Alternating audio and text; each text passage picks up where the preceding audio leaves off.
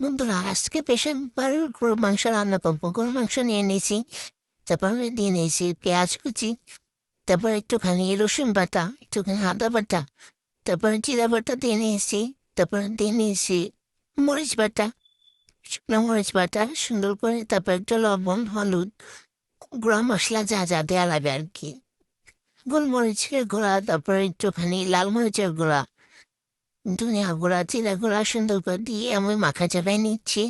সুন্দর করে মাখাচ্ছি, দেখতে পাচ্ছ। তারপর আমি গরম মশলা গোটা দিয়ে দিলাম। তারপর আমি একটুখানি আলু দিয়ে মাখাই, তারপর একটু কাঁচা ঝাল দিয়ে দিয়েছি, যাতে ঝালের ব্যালেন্সটা ঠিক থাকে। একটু ঝাল ঝাল করে রান্না করবো আর কি। তারপর আমি প্রেশারে সিট দিয়ে সুন্দর করে কড়াইতে দেখো পেঁয়াজ ভেজে নিচ্ছি। তারপর আমি ওই মাংসগুলা দিয়ে নিয়েছি, দিয়ে আমি ঝোলটাকে শুকাই নিব সুন্দর করে। তারপর ঝোলটা শুকাই গেলে আমি উপর থেকে একটু আদা বসিয়ে দিয়ে নিয়েছি। দেখো আমার